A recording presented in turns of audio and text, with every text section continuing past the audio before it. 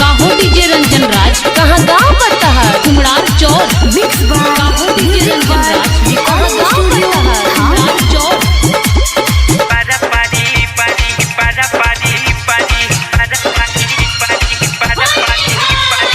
होलिया में भौजी के रंगल जाही पारा पारी पारा पारी पारी पारा पारी पारी होलिया में भौजी के रंगल जाही पारा पारी पारा पारी पारी पारा पारी पारी मिलल बाया बाकी सुतार लुटल जाई लहार होई रे यार भोली गारा गारी गारी गारा गारी गारी होलिया में भौजी के रंगल जाही पारा पारी पारा पारी पारी पारा पारी पारी पारा पारी पारी पारा पारी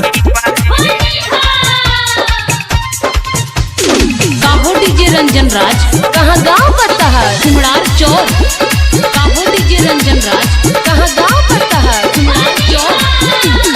पारा पारी पारी पारा पारी पारी पारा पारी पारी पारा पारी लागत बाड़ी सुपहर में डालल जाई ऊपर जब भीतर ले जाई इनका बहुत बुझाई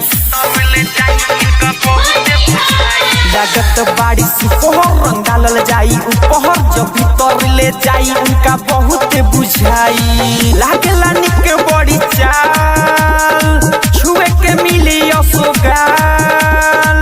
होई ना आपस में मारा मारी मारी मारा मारी मारी होली में भौजी के रंगल जाही पारा पारी पारा पारी पारी पारा पारी पारी पारा पारी पारी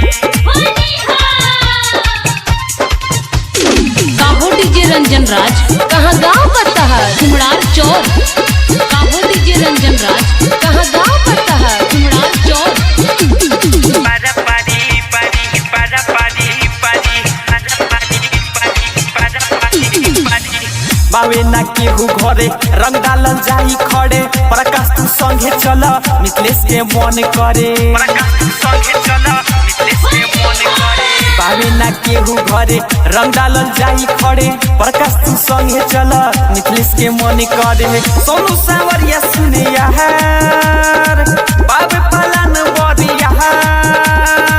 कइल ना जाई अब झारा झारी झारी झारा झारी झारी होली में भौजी के रंगल जाही पारा पारी पारा पारी पारी पारा पारी पारी पारा पारी पारी